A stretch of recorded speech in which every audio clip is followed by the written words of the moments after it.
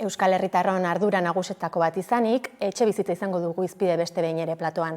Oraingo honetan, Bilboko egoerari eutsiko diogu eta honi buruz hitz egiteko eta sakontzeko gonbidatu dugu gaurkoan Carlos Renedo, EH Bilduko zinegotzia Bilboko udalean. Arratsaldeon, mila esker, gonbidapen hartu izanagatik. Hasteko konta iguzu argazki orokorra zein izango litzateke Bilbon, zein da etxe bizitzaren egoera hirian? Bueno, esango nuke dela gure herrian dagoen egoera orokorra, hau da, azki ezaguna dela,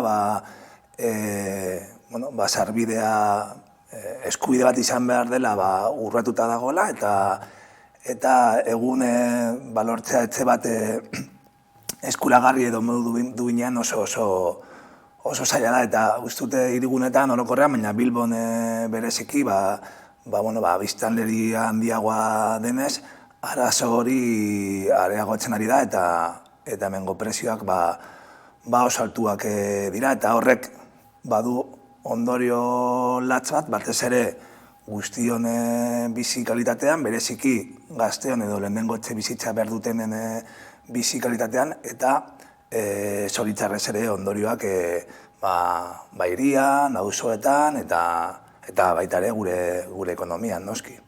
Eta nola iritsi gara egoera honetara arte, zein izango litzateke ibilbidea, puntu honetara iristeraino?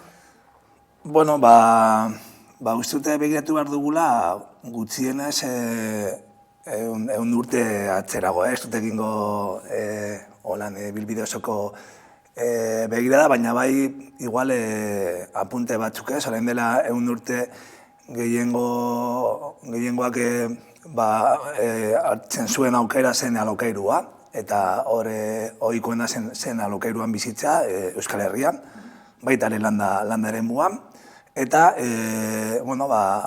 alokairu horiek ziren iraunkorrak, epe luzekoak, eta aspaldi ezagutu edo entzun duguna, hauek dira alokairu zaharrak, prezioak mugatuak, igoera oso mugatuak. Eta hori frankismoak ere, batez ere hegoaldean, frankismoak bai erabakitzen du pasatzea alokairutik jabetzara, eta egiten du apostu bat jabetzaren alde, eta langile gehienak aukera hori hartzea.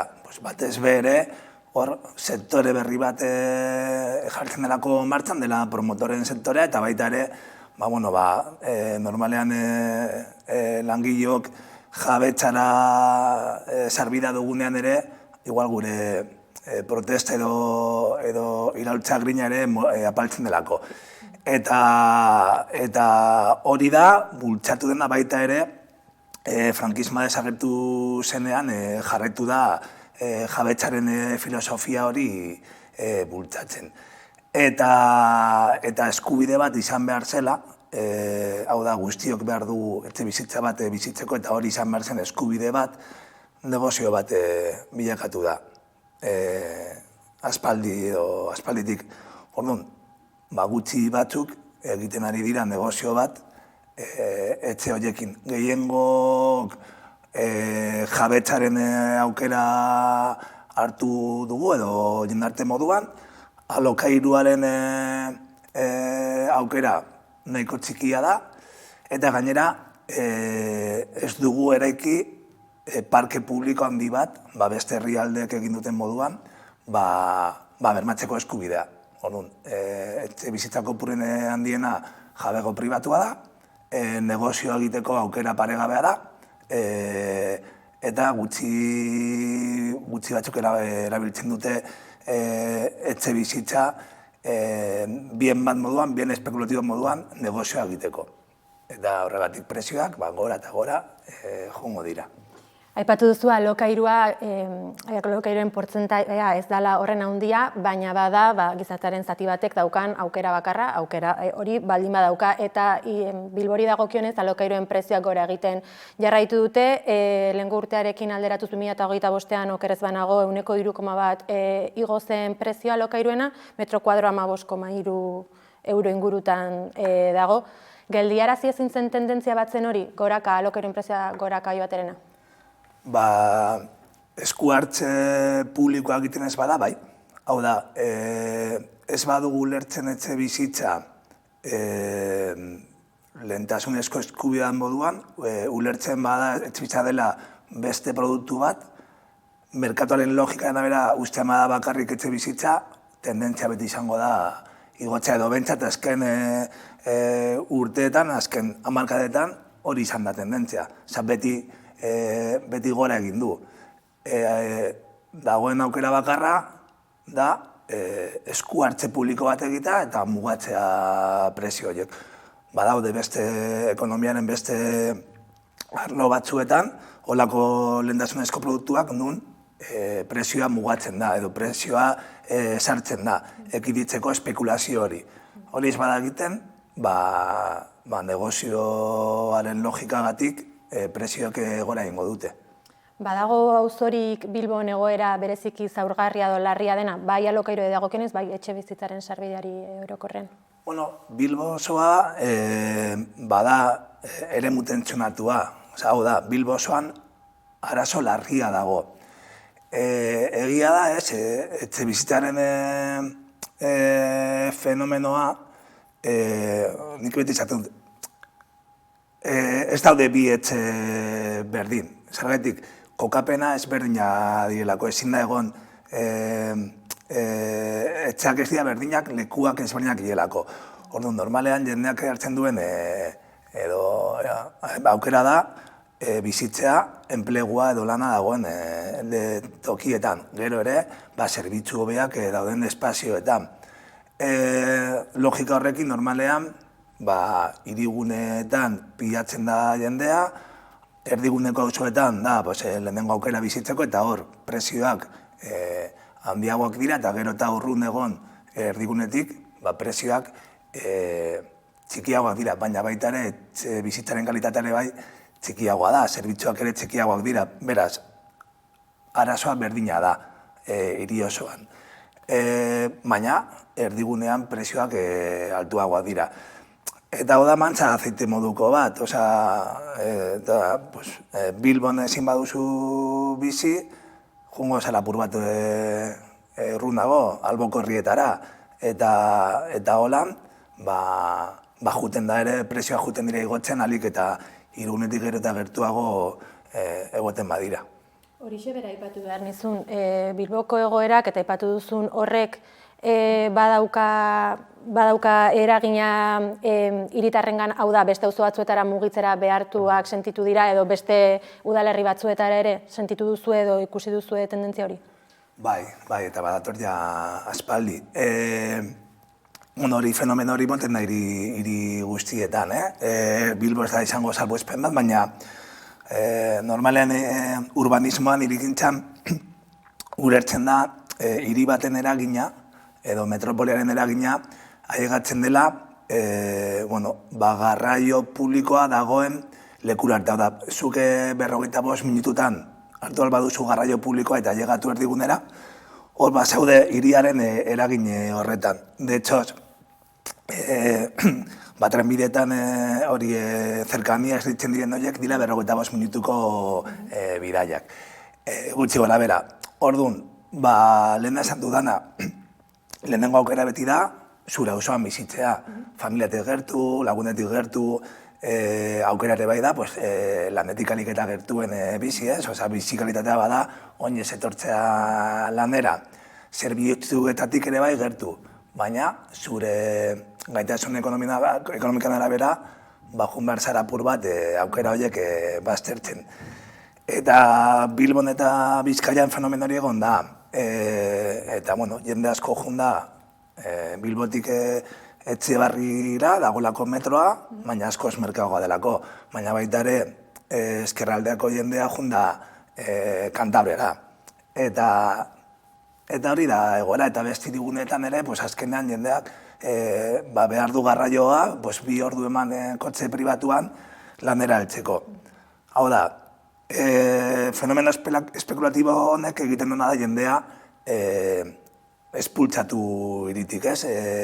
Da, como indar bat, hori, bultzatzen da jendea kanpora jutea, eta hau da, gero eta pobregoa izan, gero eta urrunago biziko zara. Eta egoera hau izan da, nola heldu egoera honi, edo zein neurri hartu egoera bideratzeko da, zeintzuk izan beharko lirateke jorratu beharreko hildo nagusiak? Nik uste dut onartu behar dugula, egoera, dela multifaktoriala da, ez dago faktore bakar bat. Osa, bai lehen egin dute laburpen bat, ez? Etxea baldin bada ondasun bat espekulatiba eta hortik dirua atera alba da, segurazki gauden sistema kapitalistan egingo duguna diru atera ondasun horretatik. Hori igual da, lelo nagusia, baina badaude beste faktore batzuk ere gure hirian. Etxe hutzen fenomenoa, turismoaren fenomenoa, etxe parken egoera baldin bada zaharra edo nola dagoen. Orduan, neurriak izan behar dira, oso anitzak. Baina badago bat, nire ustez daude beti 4-5 lanlerro garrantzitsuenak. Lehenengoa da, 100 urte hauetan erekin ez dugun edo sortu ez dugun parke publiko hori, alokairuan egon alden parke publiko hori sortzea. Zuke begiratzen baduzu ez esaten dugu, non dago ondo etxebizitza afera? Eta mundu guztia ez, Viena. Viena, hiri horretan, parkaren 175 badago babestu da lokairuan. Eta 150 publikoa da. Orduan, zein den gure eredua? Parke publikoa alik eta handiena izatea. Euskal Herrian daukagun parke publikoa 102 da. Ipar Euskal Herrian 109. Dauden herrialde apur bat daudela, aguantatzen ondo eraso hau, daude 100. Eta hiri hauetan, Viena, Singapur, gaudeia 190tik gora. Hori da, egin behar dugun lehenengoa. Sortu etxe bizitza sistema publiko bat. Eta ulertu dugun moduan hezkuntza, ulertu dugun moduan osasuna, ulertu dugun moduan pentsio sistema, edo zaintza sistema, feminismoak orain jarri duan bai gainean, ulertu behar dugula etxe bizitza sistema publikoa. Euskal etxe bizitza sistema publikoa. Alik eta potentena, bermatzeko eskubide hori. Hori da, nire ustez, lehenengo lanlerro nagusia. Edozein pertsonak eskuratzeko alokairu publiko, bere beharrak asetuko duena eta gero bere diruzarren arabera. Hori lehenengo lanlerro garrantzitsuena. Eta gero, bigarren lanlerroa, hori, esan duguna, topea jarri prezioei. Bestela beti ekiditu izatea ondasun espekulatibo bat. Eta hori bakarrik ekiditu alda, prezioak mugatzen. Bai alokairuari, baina segurazki baita ere jabetza edo salmenta pribatuei. Edo behintzat, ekiditzen erosten diren etxe bizitzak izatea negozio hutsa egiteko. Hau da, erosten direnak direla lehenengo etxe bizitza moduan edo bizitzeko lehenengo aukera moduan. Eta ez, pisu turistikoak egiteko, edo ez, gordetzeko eraman urte, gero saltzeko garestiagoa, edo alokairuan jartzeko de temporada itxerezko prezio horietan. Eta horiek dira lanlerro nagusiak. Eta gero, dagoen parkea ondo erabiltzea, etxe huts bat egotea egun lujo bat da, jendarte moduan. Dagoenan arazoa hain larria mantentzea etxe bat hutsik. Egon alda arazo bat, ez dagoela ondo jarrita, baina mantentzea hutsik espekulazioagatik edo bada espada edorla, hori lujo bat da, eta jendarte moduan ezin dugula permititu egun, holako lujoak egote eta baldin badaude, zigor fiskala izan behar dute. Aipatu duzu, parke publikoa handitzea izan beharko lukela hildoetako bat. Nola handitzen dugu parke publiko hori? Hau da, gehiago eraiki beharra daukagu, orain daukagun parkeari, jabetza pribatuari erosi pisuak, nola handitzen dugu parke publiko hori? Lehenengo da eta behin, daukaguna ez saltzen. Hau da, esan behar da, azken 50 urteko politika, egon da EAJ eta PSren esku, eta egin dutena izan da, diru publikoa erabili etxe babestuak egiteko, eta ostean ikusi dugu, milaka eta milaka etxe horiek bueltatu direla esku pribatuetara. Dagoen aia publikoa ezin da saldu. Ezin da saldu, hori da lehenengo eta babestu behar duguna. Bigarrena eta hau da jasangarritasunagatik. Dagoena ondo erabili, hau da, baldin badaude Bilbon 5.000 etxe bizitza huts, lehenengo horiek erabili. Ez erabili lurralde gehiago, ez espanditu hiria. Eta hala ere, baldin bada beharrezkoa, gehiago eraikitzea, igual aitortu behar dugu gure bizi moduak aldatu direla, eta familiak ez dian handiak, eta igual behar dira etxe gehiago edo horrela, egiten diren guztiak izan behar dira alokairu publikoan. Zergatik, eskaintza pribatua dagoelako ja zetuta. Hau da, 198 Euskal Herrian, 198 Ipar Euskal Herrian, pribatua delako. Orduan, horrek egin behar dugu aldi berean, eta nire ustez, eraikitzen den guztia publikoa esan behar da alokairuan jartzeko.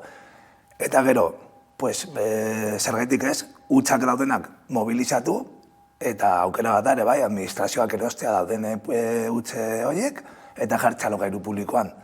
Inbertsio potente bat behar da, baina beste esparruetan egiten dugun moduan, jendarte moduan eskubidea baldin bada, inbertsioak izan behar dira oso potenteak. Aipatu duzu elkarrizketaren hasieran, Bilbo gune tentsionatu dela, urte amaieran izendatu zen, ez da prozesu aurretik hasi, zein aldaketak ekarri ditu izendapen horrek, edo hasi daia da sumatzen gune tentsionatu izendatu izana?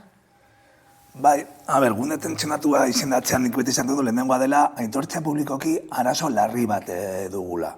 Batzutan igual saldu da, ez dakite apur bat, irabazpen edo moduan, baina da, onartzea Bilbon dagoela arazo larri bat, hau da, gure dirusarren 130 gora dedikatzen direla alokairua edo hipoteka ordaintzeko. Eta presioen igoera izugarria izan dela azken urteetan. Arazo larria. Bigarrenik, horrekin egin aldira hartu aldian neurri batzuk konkretuak. Direla neurri batzuk batez ere de contención, esaten dena, ez? Esateko, arazo larria da, goaz bentsat, arazoari apur bat heltzeko. Bitartean, beste gauza asko egiten dugun bitartean. Orduan, hortik ateratzen diren neurriak dira de contención. Nik beti esatu, ez da la panacea, da, dira neurri oso zehatzak.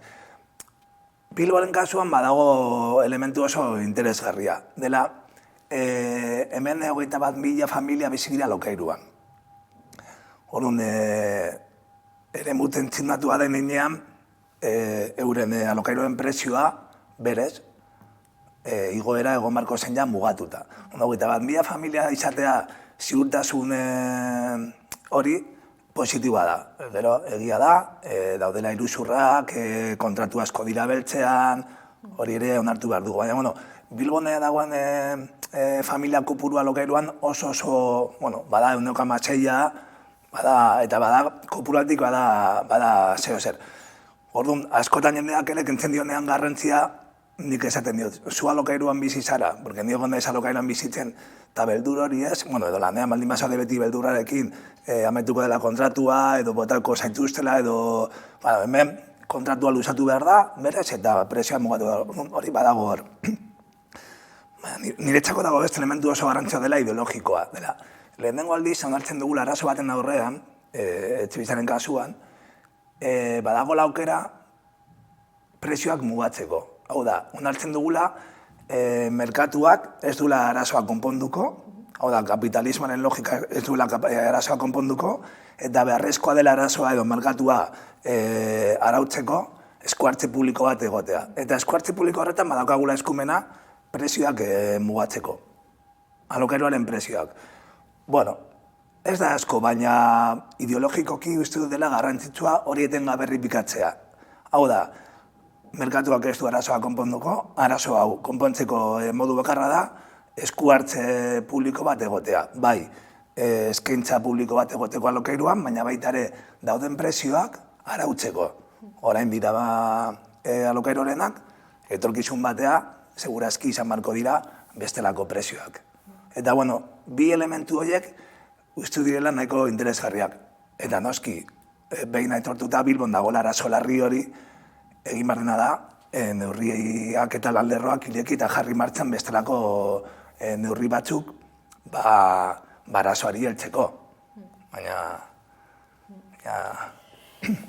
Aipatu duz hori gune tentsionatu izendatzeak mugatzen duela alokairuen igoera hori, baina horrez gain, ez du adibidez alokairuari tope delako bat ipintzen, baditugu baliabide legalak alokairuaren prezioari tope hori edo muga hori ezartzeko ez dakitu dal mailan edo Jaurlaritza mailan posible da halako legezkotasuna garatzea? Domen ematen da, justo gainera eremu tentsionatuekin, nik uste nahiko garria dela. 2008an EH Bilduk egin zuen proposamen bat parlamentuan, hain zuzen ere, prezioak topatzeko, alokairuen prezioak topatzeko. Eta EAJaren erantzune izan zen, hori ez zela gure eskumena, hori estatuak erabaki behar zuela. Eta, estatua zegoela egiten lege berri bat, dela hain ezaguna bilakatu dena, azken etxoiza legea. Nobeto zela itxoitea. Estatuak egiten duenean legea, eta ematen duenean aukera, prezioak mugatzeko, nork jarri du elegitea lege horren kontra, esanez gure eskumena dela hori arautzea, EAJak. Orduan, lege bat sortzeko edo zen lega sortzeko lehenengo eta behar dela borondate politikoa. Hori behar da, eta behar da presio politikoa ere bai kalean. Eta horren ostean etorriko dira legeak. Bestela beti ez da apur bat da, orain gertatu dena. Ez da gure eskumena, bai da gure, zer nahi dugu egin. Ados gaude topatu behar direla prezioak, alokairuko prezioak, bai, goaz egitera.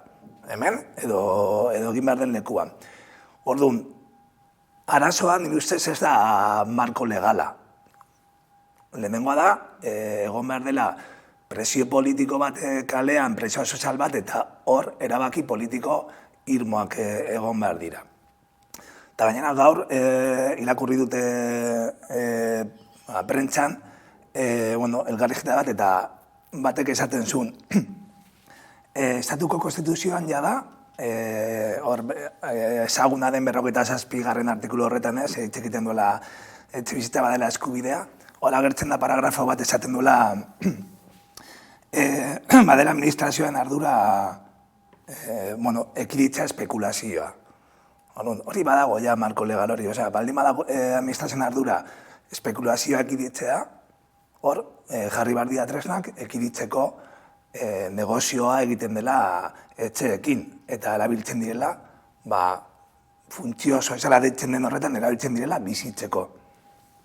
Honi lotuta eta jabetzari dagokionez ere, badago jabe handi delakoen izendapen hori, Hego Euskal Herrian hiriburu gehienetan 5 etxebizitza doi ezinetik aurrera jabe handia zara, ez ala Bilbon, titulartasun hori handiagoa izan beharra dauka horrek, eta okerrez banimanago datorren astean proposamen batera emango duzute udalera hau aldatzeko, ezta? Bai, eremu tentsionataren beste ondorio bat, da hori hain zuzen ere, jartzen diren alokairu berriak jarri behar direla indize baten arabera. Eta jabe handiek ere jartzen badut alokairuan euren etxe bizitzak, prezio horren arabera izan behar dela. Zuk esan duzun moduan, hegoaldeko herri guztiek hartu dute bost, neurri moduan izendatzeko jabe handi bat, uste dut, badagoela, bost etxe bizitza badela ja herentzia potentea, eta Bilbon erabaki zen 10 izatea, hau da, 11 izatea. Eta, plantatu duguna da, minimora jistea dela 5. Batez berriro dinot, da, eztabaida ideologiko bat. Badakigu, Bilbon kopuru handia da, Bilbon jabe handien etxebizitzak bada 102 ja, parke osan 102, milaka etxebizitzak dira. Hau da, gero eta gehiago, etxe asko daude esku gutxien. Eta hori da Bilbon duen beste fenomeno bat, dela inbertsoren fenomenoa. Agian beste lekuetan ez dela ematen, baina hirigunetan eta eremu turistikoetan bai ematen da. Eta hori da gertatzen dena, gero eta gehiago, datozela, porque bost etxe bizitan duena, ez da, pertsona bat egin duela bere aurrezkiak sartu edo erosi du nire alabarentzat. Bost etxe bizitza, 10 etxe bizitza, hori da espekulazio hutsa. Eta eraman dugun proposamena hori da, jistea bostera. Etxe asko ere sartzen direlako horretan, hau da, horiek jartzen badia alokairuan prezioa egon behar delako mugatua, baina baita ere uste dugulako dela eztabaida ideologiko morala. Osa, benetan gaude onartzen, egoera honen aurrean, gure gazteria eta hainbat jende dagoenean kalean bizitzen norbaitek edo enpresa batek edo pertsona batek izatea, 5 etxe bizitza, 10 etxe bizitza, hori da morala jendarte moduan. Ez dugu ezer egin gorren aurrean, ez dut ere hortik junbardela pur bat ere bai, eztabaida politikoa. Bilbon egun oposizioan dago EH Bildu, ez ordea beste udalerri batzuetan, gobernuan ere bazaudete.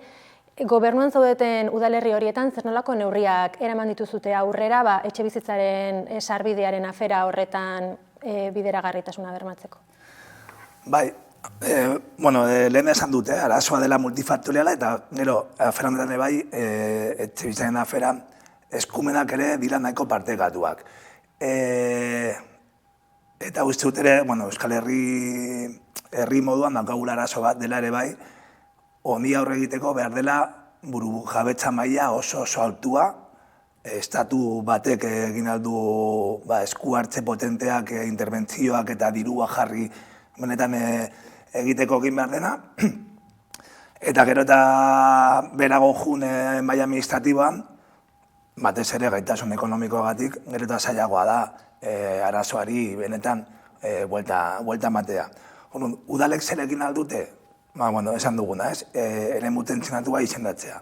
Hori EH Bilduk dagoen udalerri guztietan egin du. Honek adibidez errenteriak egin zuen lehenengoa, horretak egin zuen izan zen lehenengoa egiterakoan, eta bai konturatu ginen, bakarrik izendapen horrekin, inbertsore, funts putre askok, erabakitzen zuela beste leku batera jutea. Hor dago estopo bat, jabe handiekin, badago estopo bat ere bai prezioekin, hori badan neurri bat. Garrantzitsuena, eskaintzea parke txista publikoak, galdak onartu gendunean udal gobernua, lehenengo eta behin egin gendu izan zen, 40 urtetan egin ezena, udal etxe bizitza parke bat sortu. Eta apuiztua izan zen, lehenengo agintaldian, 100 etxe bizitza jartzea.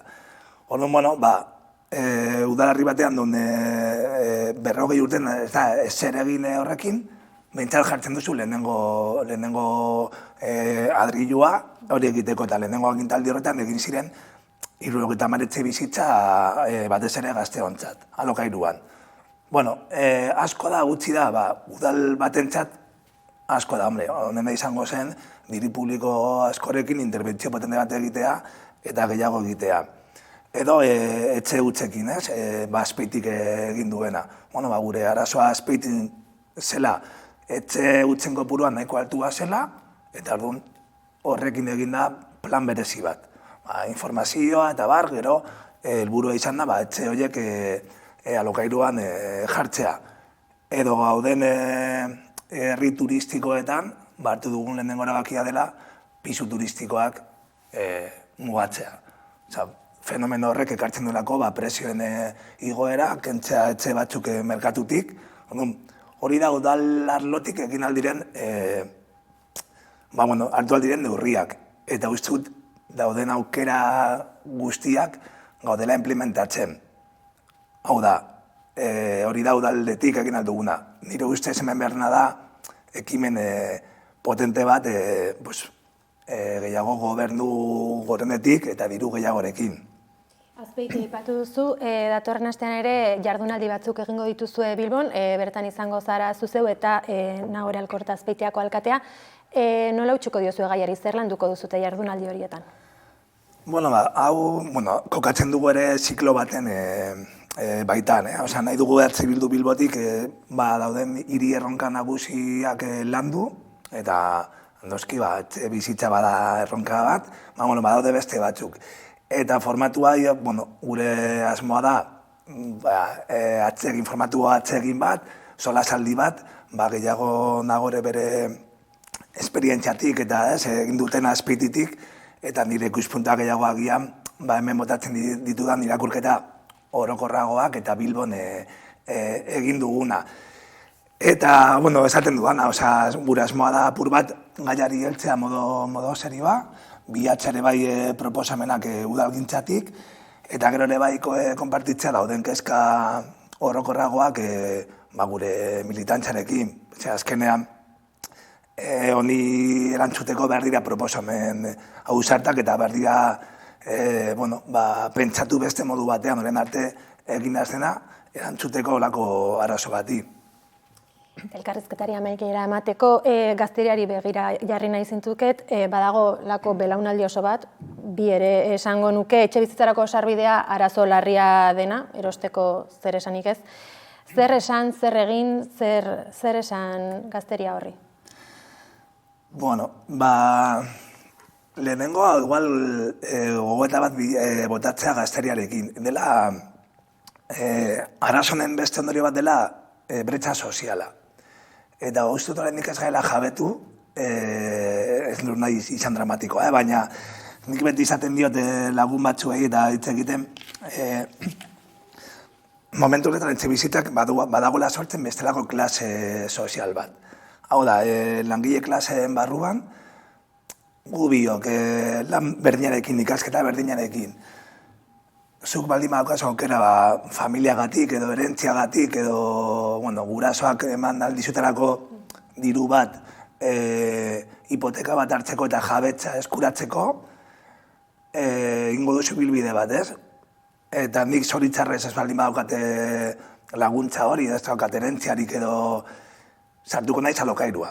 Eta alokairuaren prezioengatik, gero eta pobreago izango naiz. Nahiz eta biok izan lan berea, eta 20 urte barru, zure egoera sozialetan dira, izango dira erabat ezberdinak.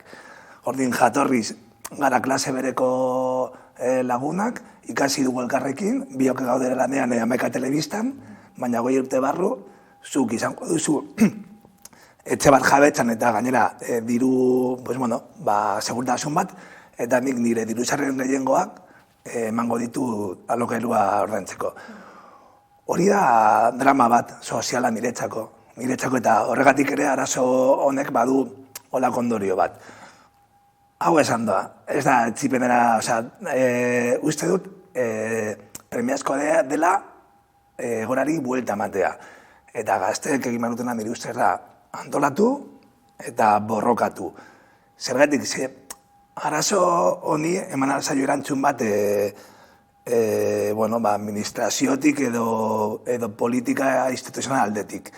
Baina ez badago hanko bat politikoa kalean, ez badago jende bat, gehiengo bat aldarrikatzen, eskatzen, eta ez badago jakintza kolektibo bat, ez badago ere bai proposamen ausartak egiteko sektoreak, eta hori normalean datoz kaletik, eta eremu ez instituzionaletik, ez dugu arrora egingo. Orduan, paper oso garrantzitsua da.